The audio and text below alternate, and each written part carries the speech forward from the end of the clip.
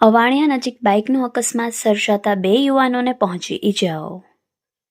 Ghogha Bhavnagar road પર અવાણિયા ગામ નજીક બાઇકનો અકસ્માત સર્જાતા 2 યુવાનો ઇજાગ્રસ્ત થયા હતા.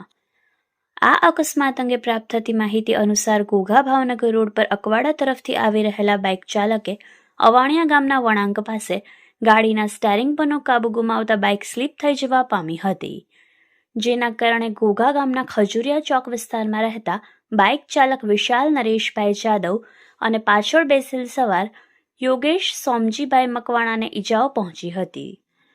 બનાવને પગલે રોડ પરથી પસાર થઈ રહેલા વાહન ચાલકો અને સેવાભાવી લોકો દ્વારા 108ને જાણ કરવામાં આવી હતી, જેને પગલે 108 ઘટના સ્થળે દોડી આવી હતી અને ઇજાગ્રસ્ત થયેલ બંને યુવાનોને 108 મારફતે સારવાર અર્થે ઘોઘા સામૂહિક આરોગ્ય કેન્દ્ર ખાતે ખસેડવામાં આવ્યા હતા.